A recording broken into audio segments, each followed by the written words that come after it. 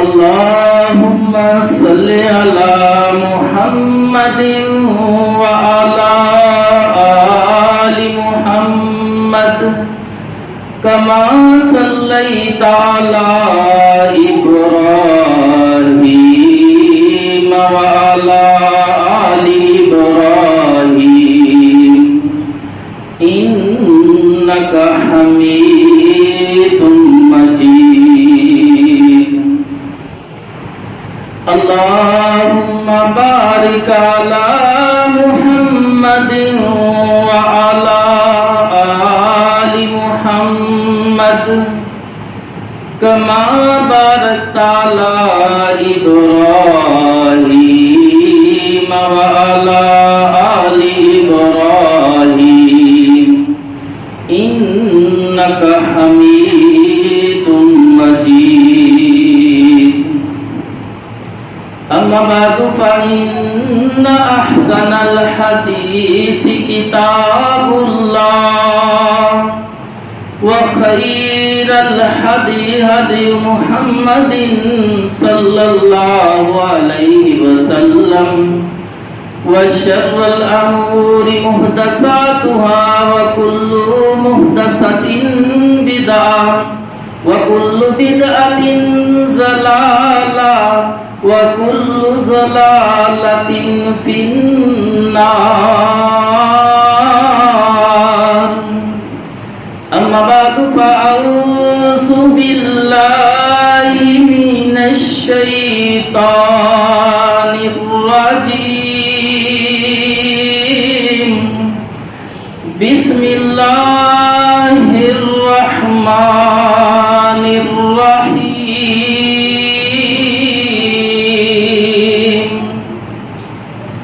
إن ربكم الله الذي خلق السماوات والأرض في 6 أيام ثم استوى على العرش يدبر الأمر. وقال النبي صلى الله عليه وسلم إن الله خلق آدم على صورته. صدق الله العلي العظيم وصدق رسوله النبي الكريم. تمام قسم کی تعریفات اس ذات کے لیے ہے جو ساتویں آسمان کے اوپر عرش پر بیٹھ کر کائنات کا نظام چلا رہا ہے، اور لاکھوں کروڑوں درود و سلام ہو اس ہستی اقدس و مقدس پر جن کا نامی نامی اسم گرامی محمد اکرم صلی اللہ علیہ وسلم ہے. وہ ذات مقدسہ مبارکہ مطہرہ کہ رب العزت نے جن کے ذریعے اہل کائنات کی رہنمائی اور ہدایت کا بندوبست فرمایا.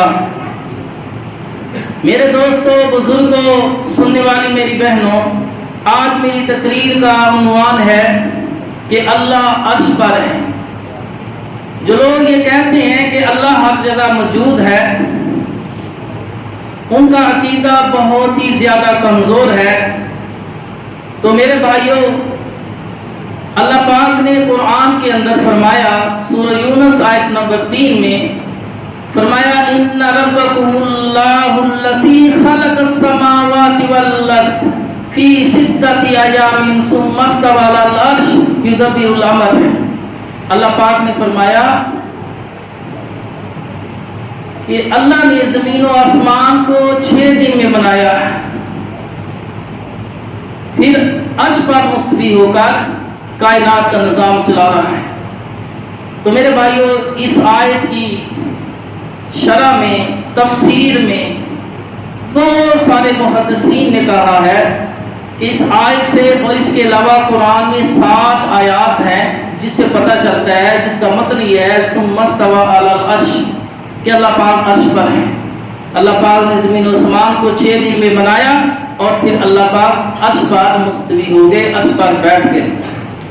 تو میرے بھائیوں، صحیح مسلم کے اندر حدیث ہے،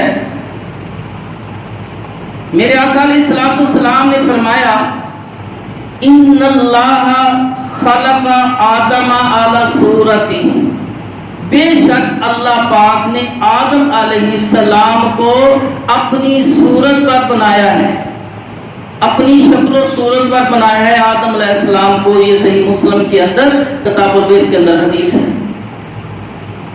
تو میرے بھائیوں، اللہ پاک نے قرآن کے اندر جس طرح انسان کے اعضاء ہوتے ہیں، اسی طرح اللہ پاک کے بھی اعضاء ہیں، لیکن وہ انسان کی مثل نہیں ہے۔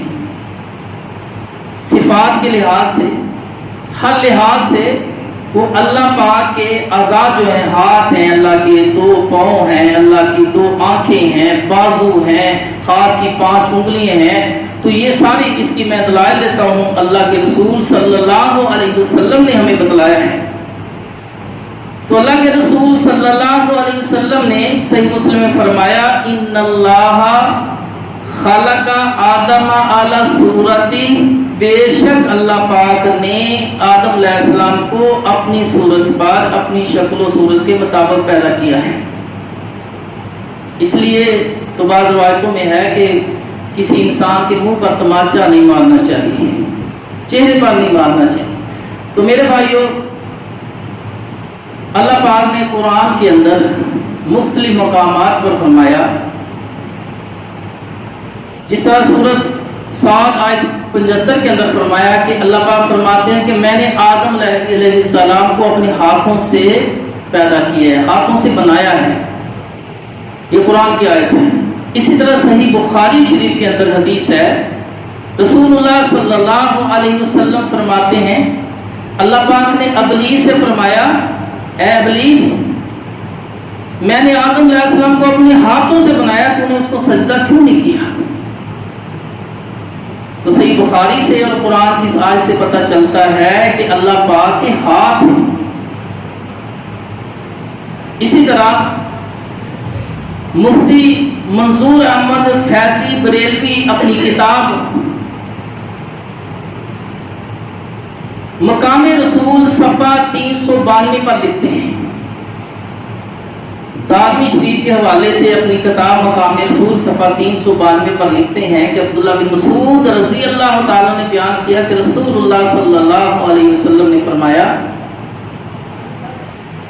کہ قیامت والے دن اللہ پاک کے میں دائیں جانب ایسے مقام پر کھڑا ہوں گا، اللہ پاک کے دائیں ہاتھ کی جانب، اللہ کے رسول صلی اللہ علیہ وسلم نے فرمایا کہ میں اللہ پاک کے دائیں ہاتھ کی جانب ایسے مقام پر کھڑا ہوں گا کہ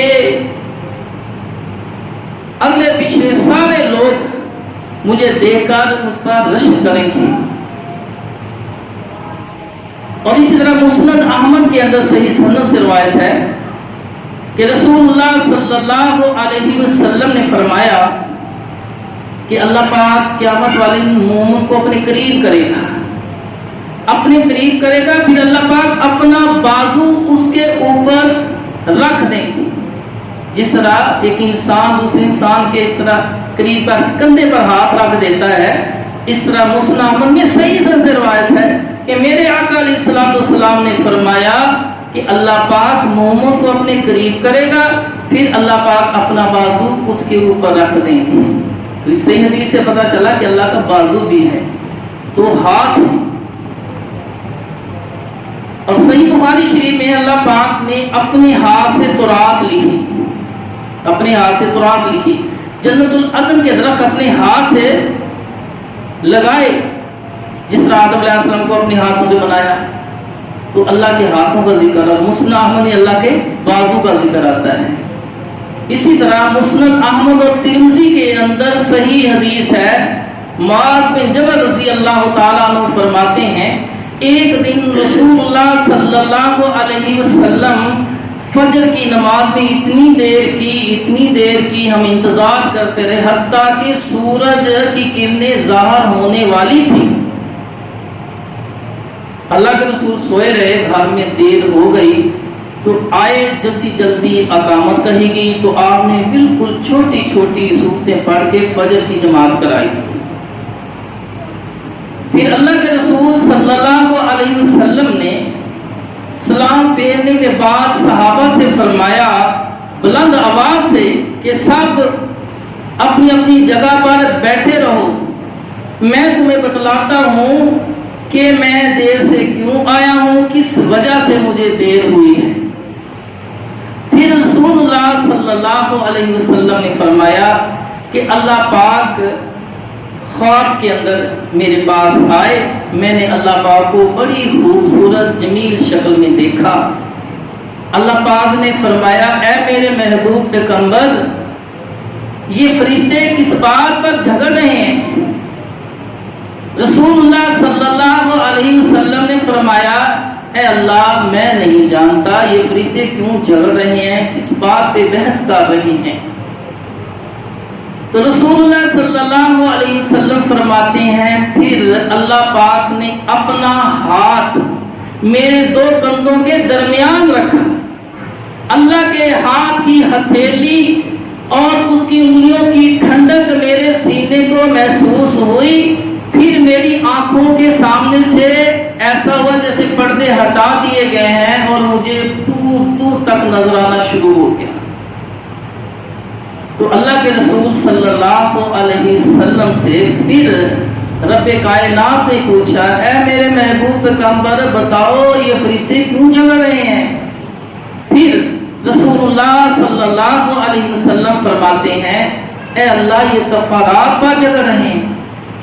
اللہ پاک نے پوچھا میرے محبوب یہ کفارات کیا چیز ہے؟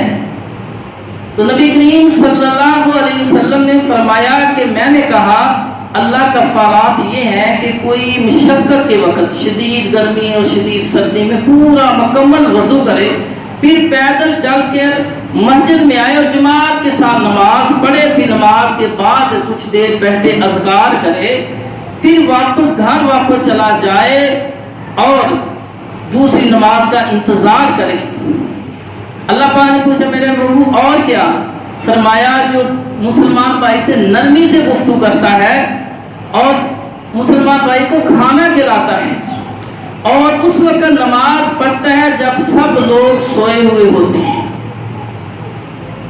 تو یہ اتنی فضیلت والے عمل ہیں۔ اللہ کے رسول صلی اللہ علیہ وسلم نے فرمایا فرشتے اس لیے جھگڑ رہے تھے، اس کا ثواب وہ کہتا ہے میں نے لکھنا ہے، وہ کہتا ہے میں نے لکھنا ہے، اس پر جھگڑا ہو گیا۔ اتنی فضیلت والے یہ عمل ہیں۔ تو دوسری روایت کے اندر آتے ہیں اللہ کے رسول صلی اللہ علیہ وسلم نے آخری بات فرمائی کہ انسان پھر گناہوں سے اس طرح پاک صاف ہو جاتا ہے جس طرح اس کی ماں نے اسے آج ہی جنم دیا ہے۔ جس دن وہ پیدا ہوا تھا اس دن اس پر کوئی گناہ نہیں تھا، تو ان اعمال کے کرنے سے ایسے پاک صاف گناہوں سے ہو جاتا ہے، اتنا پاک ہوتا ہے جتنا اس کی ماں نے اس دن سے جنم دیا تھا۔ اس حدیث کے نیچے معاذ رضی اللہ تعالیٰ عنہ فرماتے ہیں کہ رسول اللہ صلی اللہ علیہ وسلم نے آخر میں فرمایا میرے صحابیوں اس خواب کو سیکھ لو، یہ حق ہے، اور لوگوں کو بھی سکھلاؤ، اس کو سیکھ لو لوگوں کو بھی سکھلاؤ۔ تو میرے بھائیو اس صحیح حدیث سے پتہ چلتا ہے اللہ کے ہاتھ کی انگلیاں بھی ہیں۔ اور اس طرح صحیح مسلم کے اندر ایک حدیث ہے، اللہ کے رسول صلی اللہ علیہ وسلم کے پاس ایک یہودی آیا، آ کر کہتا ہے اے محمد صلی اللہ علیہ وسلم آپ کو پتا ہے کہ قیامت والے دن اللہ پاک ایک انگلی پر پہاڑوں کو اٹھا لیں گے، ایک انگلی پر زمینوں کو اٹھا لیں گے، ایک انگلی پر مخلوقات کو اٹھا لیں گے، ایک انگلی پر دیگر چیزوں کو اٹھا لیں گے۔ تو میرے بھائیوں اس حدیث کے بعد اللہ کے رسول نے اس کی بات سنی تو مسکرائے۔ صحابی عبداللہ بن مسعود رضی اللہ عنہ فرماتے اتنا مسکرائے، اتنا کھلکھلائے کہ آپ کے دانت مبارک نظر آنے شروع ہو گئے۔ اور عبداللہ بن مسعود رضی اللہ تعالیٰ اس حدیث کے نیچے فرماتے ہیں اللہ کے رسول صلی اللہ علیہ وسلم کیوں ہنسے تھے؟ اس لیے کہ اس کے ترجمہ پر بھی اور اس لیے کہ اس نے ایک سچی بات کی تصدیق کی تھی، اس لیے مسکرائے تھے کہ اللہ پاک کی انگلیاں ہیں، ایک انگلی پر مخلوقات کو اٹھائیں گے، پہاڑوں کو اٹھائیں گے، زمینوں کو اٹھائیں گے، تو اس طرح 4 انگلیوں کا ذکر آتا ہے اس حدیث کے اندر ہے۔ جس طرح قرآن کے اندر سورہ قلم کے اندر اللہ پاک قیامت والے دن جب پنڈلی کو کھولیں گے تو جو غیر مومن ہوں گے وہ سجدہ نہ کر سکیں گے ساتھ کی پنڈلی کو۔ اس طرح صحیح بخاری کے اندر دیگر حدیث کی کتابوں کے اندر حدیث ہے، میرے آقا علیہ الصلوۃ والسلام نے میں فرمایا میرے صحابہ جنت کے اندر سب سے بڑی جو نعمت بندے کو ملے گی وہ اللہ اپنا دیدار کرائے گا۔ ویسے تو بڑی بڑی نعمتیں ہوں گی جنت میں، چاندی کے برتن اور ہر چیز چاندی کی، اور ایک ایسا درجہ ہوگا سونے کی ساری چیزیں، برتن بھی، بیڈ بھی، یہ ساری چیزیں۔ لیکن میرے آقا علیہ الصلوۃ والسلام نے فرمایا سب سے بڑی نعمت جو مومن بندے کو ملے گی اللہ اپنا دیدار کرائے گا، یہ بڑی نعمت ہوگی۔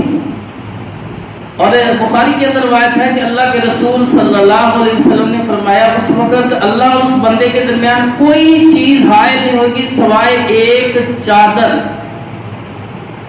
چادر کے جو اللہ کے چہرے پر ہوگی۔ پھر میرے آقا علیہ الصلوۃ والسلام نے دوسری روایت میں فرمایا میرے صحابہ قیامت والے دن اللہ پاک کو تم سارے دیکھو گے، جو دنیا میں سجدہ کرتے نماز پڑھتے تھے وہ تو اللہ کو دیکھ کے سجدے میں گر جائیں گے، اور جو دنیا میں نماز نہیں پڑھتے تھے وہ سجدہ نہ کر پائیں گے، اس کی ریڑھ کی ہڈی جو ہے لوہے کے سریے کی طرف سخت ہو جائے گی۔ اس میں بعض صحابہ نے سوال کیا کہ یا رسول اللہ صلی اللہ علیہ وسلم اگر اللہ پاک کو ہم یا آمنے سامنے دیکھیں گے تو بہت زیادہ رش ہوگا، تو کس طرح دیکھ پائیں گے؟ تو رسول اللہ صلی اللہ علیہ وسلم نے فرمایا میرے صحابیوں جس طرح ہم چاند کو دیکھتے ہیں تو رش نہیں ہوتا، اس طرح اللہ پاک کو دیکھیں گے تو کوئی رش نہیں ہوگا۔ ترمذی کے اندر اور ابن ماجہ کے اندر روایت ہے عبداللہ بن جابر رضی اللہ تعالیٰ عنہ اپنے باپ جابر رضی اللہ کی وفات پر بہت پریشان اور غمگین بیٹھے ہوئے ہیں کہ 8-9 بہنیں حضرت عبداللہ کی ہیں کہ باپ فوت ہو گیا ہے، اس کی شادیاں کرنی ہیں، جوان بڑے پریشان اور قرض بھی چھوڑ گئے ہیں۔ تو ایک باپ فوت ہو گیا، اتنا یہ پریشانی، تو اللہ کے رسول صلی اللہ علیہ وسلم جابر رضی اللہ عنہ کے پاس آئے، آپ پر ہاتھ رکھا اور پیار کیا، فرمایا جابر پریشان کیوں ہو؟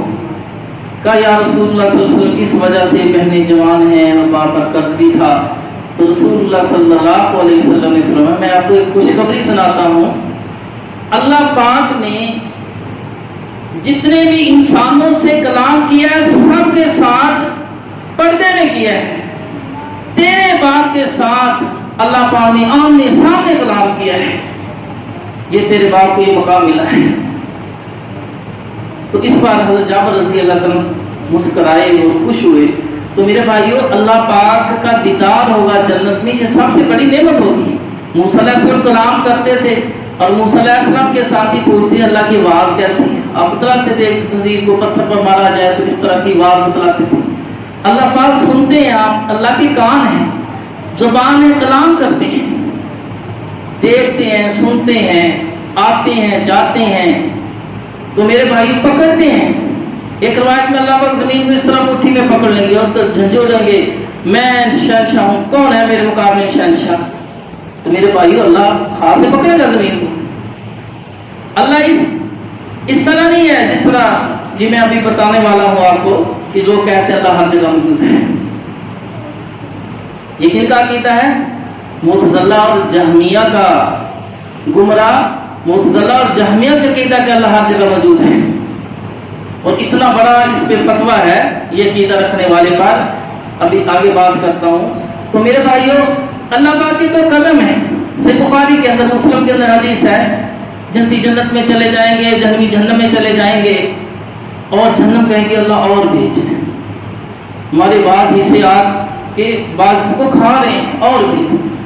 اللہ کے رسول صلی اللہ علیہ وسلم نے فرمایا پھر اللہ پاک اپنا قدم جہنم کے اندر اس طرح رکھ دیں گے जहन्नम कहेगी कट कट भी इज्जती का, अल्लाह बस बस तेरी इज्जत की कसम मैं भर गई हूँ। तो अल्लाह पाक के तो कदम है, हदीसों में जिक्र है, और वही अल्फाज कदम जो इंसान के लिए इस्तेमाल होता है, अल्लाह को ज़ात भी कहा, हदीस के अंदर आता है, साहबी कहते हैं अल्लाह बहुत ही असीम ज़ात है, ज़ात भी कहा जा सकता है। जिस तरह खोला रज़ी अल्लाह ताला का वाक़या आता है कि वो अल्लाह के रसूल से बातें कर रही है, हज़रत आयशा सिद्दीक़ा रज़ी अल्लाह ताला अन्हा फरमाती हैं कि मैं थोड़े ही फासले पर थी, मैं हज़रत खोला की बातें सुनना चाहती थी, गौर कर रही थी क्या कह रही है, लेकिन मुझे सुनाई ना दिया। लेकिन अल्लाह पाक वो ज़ात है कि सातवें आसमान के ऊपर अल्लाह ने खोला की बात सुन ली, मैं करीब से ना सुन सकी। तो मेरे भाइयों, अल्लाह सातवें आसमान के ऊपर है, तो से मुफस्सिरीन मुहद्दिसीन उनका इजमा इस मसले में कि देखने और सुनने के लिहाज से अल्लाह हर बंदे के साथ है, हर मुकाम में है। सातवें आसमान से लेकर निचली जमीन तक कोई ऐसी चीज नहीं जिसको आप देख नहीं रहे और उनकी बातों को सुन नहीं रहे, उनके दिल के इरादों को नहीं जानते, क्योंकि अल्लाह पाक ने ही सारी मखलूकें बनाई हैं। तो मेरे भाइयों, अल्लाह पाक का एक वजूद है, वो अल्लाह बेहतर जानता है कि किस तरह का वजूद है। लेकिन इसी तरह अल्लाह के रसूल ने फरमाया कि मैं आदम को अपनी सूरत पर पैदा किया है, बनाया है। तो अल्लाह पाक के हाथों का जिक्र आता है, आंखों का जिक्र आता है, पाँव का जिक्र आता है, बाजू का जिक्र आता है, पिंडली का जिक्र आता है, सुनने देखने का, आने जाने का। तो एक हदीस है सही बुखारी में, मुस्लिम में, मुत्ता इमाम मालिक के अंदर है, बहुत ही मशहूर मरूफ हदीस। इस हदीस को 7 सहाबा ने जिक्र किया है, और है भी बुखारी में भी, मुस्लिम में भी, और मुत्ता इमाम मालिक में। दुनिया के अंदर ये छोटी की 3 हदीसी किताबें हैं सही तरीन। इसके अलावा बहुत सी हदीसों की किताबों में ये रवायत मौजूद है। तो सहीना अबू हुरैरा रज़ी अल्लाह अन्हु बयान करते हैं कि रसूलुल्लाह सल्लल्लाहु अलैहि वसल्लम ने फरमाया, जब 3/3 रात गुजर जाती है, अल्लाह पाक हर रात जो तहज्जुद का वक्त होता है, 3/3 रात गुजर जाती है, अल्लाह पाक 7वें आसमान से उतरकर पहले आसमान दुनिया पर आ जाते हैं और पुकारते हैं, है कोई अपने गुनाहों को बख्शाने वाला तो मैं उसके गुनाहों को माफ कर दूं, है कोई बेऔलाद कि उसको औलाद अता कर दूं, है कोई रिज़्क़ की तंगी वाला मैं उसकी रिज़्क़ की तंगी को दूर कर दूं। इस तरह अल्लाह पाक पुकारते हैं, फिर अल्लाह को वापस अपनी अर्श पर चले जाते हैं। तो अर्श कितना दूर है ज़मीन से? नबी करीम सल्लल्लाहु अलैहि वसल्लम ने फरमाया, इस ज़मीन और पहले आसमान में 500 साल का सफर है, 500 साल का। फिर दूसरे आसमान, तीसरे आसमान के दरमियान 500 साल का सफर। इस तरह हर आसमान का दूसरे आसमान के दरमियान 500 साल का सफर। फिर 7वें आसमान से कुर्सी तक 500 साल का सफर है, और उस कुर्सी को इस वक्त 4 फरिश्तों ने उठाया हुआ है। ये तफसीरों में, हदीसों में बहुत सी रिवायतें मिलती हैं, 4 फरिश्तों ने उठाया हुआ है। और अल्लाह के रसूल सल्लल्लाहु अलैहि वसल्लम फरमाते हैं, वो जो फरिश्ते 4 हैं इतने बड़े हैं कि उसके टखने और घुटने के दरमियानी जो फासला है 100 साल का है। इतने बड़े बड़े फरिश्ते हैं। फिर 500 साल के ऊपर कुर्सी है, ऊपर पानी है, पानी के ऊपर अल्लाह का तख्त है, अर्श है, कुर्सी है। मुस्लिम शरीफ की दूसरी रिवायत के अंदर अल्लाह के रसूल सल्लल्लाहु अलैहि वसल्लम फरमाते हैं, अल्लाह पाक जब किसी बात का फैसला करते हैं, हदीस तरह शुरू हुई कि सहाबा ने पूछा, या रसूलुल्लाह सल्लल्लाहु अलैहि वसल्लम, ये बात भी इससे चमकती हुई चीज़ गुजरती है, जैसे किसी को आग का गोला मारा जाता है, ये क्या चीज़ है?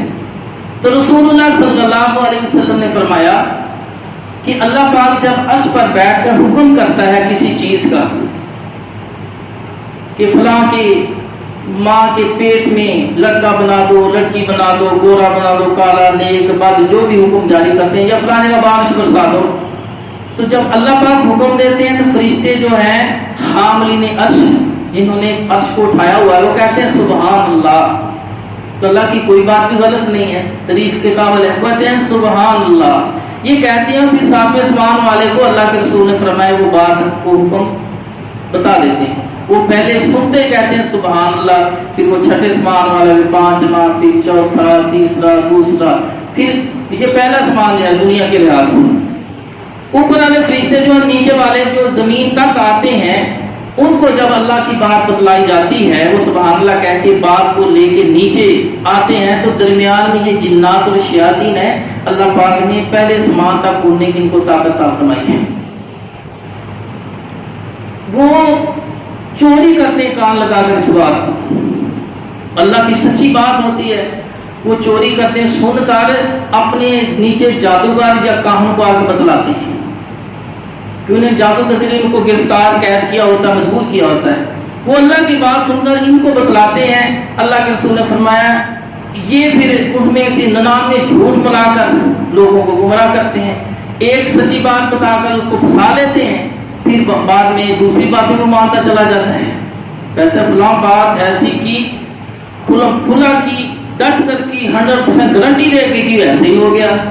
تو پھر وہ انسان اس کا غلام بن جاتا ہے، تو پھر وہ جھوٹ ملا ملا اس کو گمراہ کر دیتا ہے، صراط مستقیم سے ہٹا دیتا ہے. تو ادھر اللہ کے رسول سے فرماتے ہیں جب وہ چوری بات سننے کے لیے اوپر جاتے ہیں تو افراستی فرشتے بھی ہوتے ہیں، وہ اس کو وہاں کا گولا مارتے ہیں. اس سے بچنے کے لیے وہ تیزی سے زمین کی طرف گرتا ہے، بعض تو اس کی رینج میں اس کے سامنے آ جاتا ہے تو مر جاتا ہے، بعض نکل کے زمین کی گرتا ہے، جادوگر جکاہ کو بات بتا دیتا ہے. تو یہ وہ چیزیں ہوتی ہیں. شیطان کو کوڑے مارے جاتے ہیں کچھ لفظوں میں، یا پتھر مارے جاتے ہیں، آگ کے گولے مارے جاتے ہیں. تو میرے بھائیوں اس حدیث سے پتہ چلتا ہے کہ اللہ کے رسول صلی اللہ علیہ وسلم کی اس بات سے کہ اللہ پاک کہاں ہے، ہم سے کتنی دور ہے، اور عرش کتنی دور ہے، زمین سے کتنی دور ہے. اور ایک اور حدیث، جب رسول اللہ صلی اللہ علیہ وسلم کو یہ مقام ملا کہ اللہ سے ملاقات کرنے کا، کسی اور نبی کو نہیں ملا، آپ کو برات پر بٹھا کر پہلے آسمان پہ گئے، اس کی حد جو ہے، جو بارڈر ہے، وہاں فرشتوں نے پوچھا کون ہے، تعارف کرایا، کہا مرحبا، پھر دوسرے آسمان، تیسرے پہ، چوتھے پہ، اسی طرح 7ویں آسمان پہ جب پہنچے رسول اللہ صلی اللہ علیہ وسلم، تو اس وقت جبرائیل علیہ السلام کہتے ہیں اے محمد صلی اللہ علیہ وسلم اس سے آگے میں نہیں جا سکتا، میری طاقت نہیں ہے، میرے پاؤں پر جل جائیں گے. پھر اللہ کے رسول آگے گئے. آج ہم کہتے ہیں بھائی یہ طاقت اور ہے کہ اللہ کے رسول نور ہیں، نوری مخلوق ہے. بھائی نوری جو ہے فرشتے تو اللہ بشر سے کہیں نیچے ہیں درجے. یہ سمجھے کہ یہ انسانوں کے غلام اللہ نے پیدا کیے ہیں. ہم اللہ کے رسول جو اشرف المخلوقات ہیں اور سارے انسانوں میں اعلیٰ ہیں، اس کو نوریوں کی مخلوق میں داخل کرنا ہے. جس طرح کوئی فرسٹ پوزیشن والے کو تھرڈ پوزیشن والے میں، نکمے لڑکوں میں، رہتی بات فیل ان کے سامنے کھڑے کر دینا، تو یہ آپ کی کیا ہوئی، اس لڑکی کیا ہوئی، بےزتی ہوئی نا. تو اسی طرح جو اوپر درجے والا ہے اس کو اسی درجے میں رکھنا چاہیے. یہ درجہ دینا بھی ضروری ہے، کیونکہ اللہ کے رسول نے فرمایا کافر جو سوداگر ان کو قتل نہ کرو، کیونکہ اگر تم ان کو قتل کرو گے تو ان کے پیچھے بہت زیادہ لشکر ہوگا اس کا، اس کی اولاد، اس کے غلام، تو اسلام کو نقصان پہنچے گا بہت زیادہ. کوشش کرو سوداگر جو ہیں بڑے بڑے ان کو قتل نہ کرو، ان کو دعوت دینے کی کوشش کرو، ڈھیل کرو اس کو.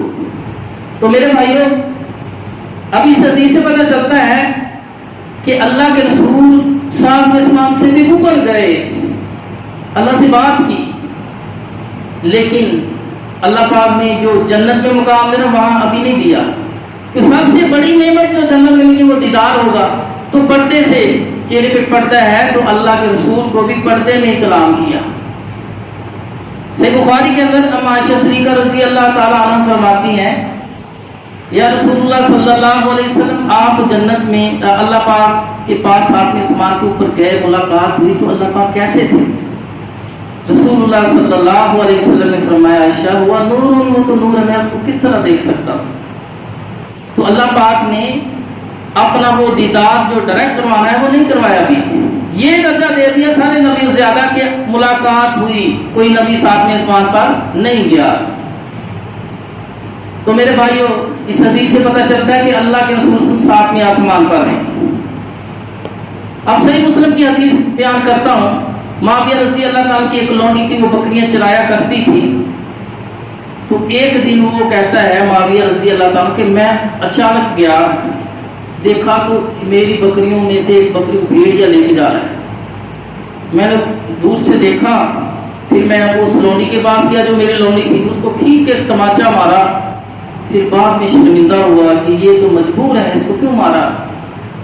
تو کہتا ہے پھر میں نے سوچا اس کا کفارہ کس طرح ادا ہو جائے کہ دنیا میں میری اس کا کفارہ ہو جائے یا سزا مل جائے یا جرمانہ ادا کر دوں، آخر میں پوچھا نہ جائے۔ اگر اللہ پاک نے آخر میں پوچھ لیا، وہ غلام تھی، لونڈی تھی، اور تمہیں آقا بنایا، مالک بنایا، طاقت دی، پھر تم نے ظلم کیا اس بات پہ کہ وہ اس کے اختیار میں نہیں تھی، اس نے جان بوجھ کے یہ کام نہیں کیا، تو اللہ کو کیا جواب دوں گا؟ تو پھر اس نے سوچا، وہ لونڈی کو رسول اللہ صلی اللہ علیہ وسلم کے پاس لے کے آیا۔ پہلے بات کی اللہ کے رسول سے، آپ نے فرمایا اس لونڈی کو میرے پاس لے کے آ، اگر وہ مومنہ ہوئی، مسلمان ہوئی تو اس کو آزاد کر دینا، اگر وہ کافر ہے تو اپنے پاس رکھنا، اچھا ماحول دینا۔ پھر کیونکہ کافرہ کو اگر تم آزاد کر، وہ کافر ہے، جہنم میں چلی جائے گی۔ تو شک کرنے کے لیے اللہ کے رسول کے پاس معاویہ رضی اللہ تعالیٰ اس لونڈی کو لے کے آئے۔ میرے بھائیو آپ دیکھنا، غور کرنا، اللہ کے رسول نے صرف 2 سوال کیے، 2 کہ مسلمان کے کافر ہیں۔ ایک سوال کیا این اللہ، اللہ کہاں ہے؟ اس لونڈی نے پوچھا این اللہ، اللہ کہاں ہے؟ اس نے آسمانوں کی طرف منہ کیا، کہا آسمانوں پر ہے۔ دوسرا سوال کیا من آنا، میں کون ہوں؟ اس نے کہا محمد رسول اللہ، تم اللہ کے رسول ہو۔ رسول اللہ صلی اللہ علیہ وسلم فرمایا معاویہ آزا مومنہ، اس کو ذات پر یہ مومنہ عورت ہے۔ تو میرے بھائیوں یہ سوال کرنا کہ اللہ کہاں ہے، یہ نبی کی سنت ہے، اور اللہ کے متعلق یہ عقیدہ رکھنا، 2 عقیدے ہیں، اللہ عرش پر ہے اور محمد صلی اللہ علیہ وسلم اللہ کے رسول ہیں۔ اگر وہ کہتی ہے اللہ ہر جگہ موجود ہے، جس طرح معتزلہ اور جہمیہ کا گمراہ کا عقیدہ ہے، تو وہ کافر ہو جاتی، غیر مسلم ہو جاتی، مرتد ہو جاتی۔ تو میرے بھائیو یہ عقیدہ اتنا ضروری ہے۔ امام ابن خزیمہ رحمۃ اللہ کا قول امام حاکم رحمۃ اللہ علیہ نقل کرتے ہیں کہ امام ابن خزیمہ رحمۃ اللہ نے فرمایا کہ جو شخص یہ عقیدہ رکھتا ہے کہ اللہ عرش پر نہیں ہے، وہ کافر ہے، اس سے توبہ کروائی جائے، اگر توبہ نہ کرے تو اس کو قتل کر کے گندگی کے ڈھیر پر پھینک دو، یعنی مسلمانوں کے قبرستان میں اس کو دفن نہیں کرنا۔ یہ بہت ہی حاکم رحمۃ اللہ اس کو نقل کرتی ہے۔ اسی طرح پیر پیر شیخ عبد القادر جیلانی رحمۃ اللہ، جس کو 11ویں والا پیر کہا جاتا ہے، بنیۃ الطالبین جلد نمبر 100 پر لکھتے ہیں یوں کہنا جائز نہیں ہے کہ اللہ ہر جگہ موجود ہے، بلکہ اللہ پاک تو آسمانوں کے اوپر عرش پر ہے۔ تو میرے بھائیو امام دارمی رحمۃ اللہ علیہ اپنی کتاب الرد علی الجہمیہ اس کے اندر لکھتے ہیں کہ عبداللہ بن مبارک رحمۃ اللہ سے پوچھا گیا کہ اللہ پاک کو ہم کس طرح پہچانیں؟ تو عبداللہ بن مبارک رحمۃ اللہ بہت ہی سکا امام ہے، امام ابو حنیفہ رحمۃ اللہ کو دیکھا 181 ہجری میں فوت ہوئے۔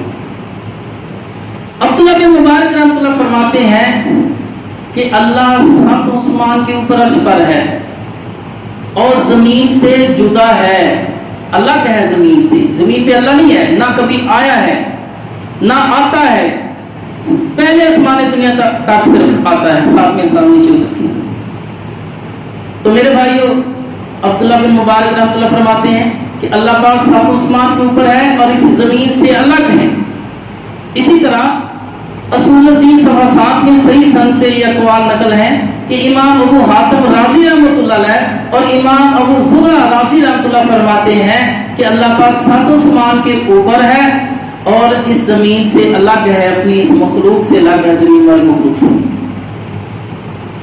تو میرے بھائیو اللہ پاک جو ہے ساتویں آسمان کے اوپر ہے۔ امام ابن تیمیہ رحمۃ اللہ فرماتے ہیں مجموعہ فتاوی کے اندر دوسری کتاب ہے تسنینیہ ابن تیمیہ، دونوں کتابوں میں، کہ اللہ پاک کے متعلق جو عقیدہ سلف صالحین اور اہل سنت کا یہ عقیدہ ہے، بال اتفاق اہل سنت کا یہ عقیدہ کہ اللہ عرش پر موجود ہے، اور جو کہتا ہے کہ اللہ ہر جگہ موجود ہے ہر مکان میں، وہ گمراہ جہمیہ اور معتزلہ کا عقیدہ ہے۔ اس طرح امام ترمذی رحمۃ اللہ ترمذی لکھتے ہیں کہ اللہ پر عرش پر، اور اہل سنت کا یہی عقیدہ ہے، یہی مذہب ہے کہ اللہ عرش پر موجود ہے۔ یہ عقیدہ معتزلہ جہمیہ کا ہے جو کہتا ہے اللہ ہر جگہ موجود ہے۔ اور امام ابن کثیر رحمۃ اللہ تفسیر ابن کثیر میں بھی اس طرح کے الفاظ کہتے ہیں کہ اللہ عرش پر موجود ہے۔ تو اس مسئلے میں کیونکہ وقت خطبے کا پورا ہو گیا ہے، تقریباً 22 اماموں کے اقوال کو بحوالہ میں نے نقل کیے ہیں، میرے پاس موجود ہیں ان کے حوالے۔ وہ کہتے ہیں اللہ عرش پر موجود ہے۔ اہل سنت کا یہ عقیدہ ہے کہ اللہ ساتویں آسمان کے اوپر ہے۔ ہاں 3 تحریرات گزرتی ہے، پھر پہلے آسمان دنیا پر آتے ہیں، اور اس طرح اللہ پاک باتیں سے حدیث سے نزول کہتے ہیں۔ اور اس پر مفسرین نے اتنے مفسرین کا اتفاق ہے کہ اللہ اس پر موجود ہے، اور ہر جگہ کہنا یہ گمراہ لوگوں کا جہمیہ اور معتزلہ کا عقیدہ ہے۔ تو میرے بھائیو، عقیدہ بھی ضروری ہوتا ہے، کیونکہ یہ سوال اللہ کے رسول صلی اللہ علیہ وسلم نے کیا کہ اللہ کہاں ہے۔ تو یہ پوچھنا کہ اللہ کہاں ہے، پھر اس کو بتلانا، سکھلانا، یہ ضروری ہے۔ اللہ کے رسول صلی اللہ علیہ وسلم نے فرمایا کہ اس سے پتہ چلتا ہے مومنہ ہے کہ کافر ہے۔ جس خالق نے ہمیں پیدا کیا اس کا ہمیں علم ہی نہ ہو، ہم نے عبادت کیا کرنی ہے، اس کی طاقت کا کیسے پتہ چلے گا؟ اور تمام محدثین نے اس پہ اتفاق کیا ہے کہ جو آیات آتی ہیں میں شارق سے بھی قریب ہوں، 2 آدمی تیسرا میں اللہ وہاں موجود ہوں، ان احادیث کا مطلب یہ ہے کہ اللہ علم کے لحاظ سے، دیکھنے کے لحاظ سے، قدرت کے لحاظ سے، بادشاہ کے لحاظ سے اللہ ہر جگہ ہر بندے کے ساتھ ہے۔ شارق سے بھی قریب ہے، یہ قوت، طاقت، دیکھنا، سننا اس لحاظ سے ہے، اور ذات کے لحاظ سے اللہ ساتویں آسمان کے اوپر عرش پر موجود ہے۔ یہ مسلمانوں کا خصوصاً اہل سنت کا عقیدہ ہے۔ کون اہل سنت؟ صحابہ، تابعین، تبع تابعین کا۔ لیکن جو بعض آج کل اہل سنت ہیں نام نہاد، وہ کہتے ہیں اللہ ہر جگہ موجود ہے۔ اللہ پاک سمجھنے کی توفیق عطا فرمائے، اور ہمیں سچے سچے اہل سنت بننے کی توفیق عطا فرمائے۔ اہل سنت وہ ہے جو نبی کی سنت پر چلتا ہے، نبی کی بات کو مانتا ہے، اس پر عمل کرتا ہے، اس کی تبلیغ کرتا ہے، اور اس کا احترام کرتا ہے۔ وآخر دعوانا ان الحمد للہ رب العالمین۔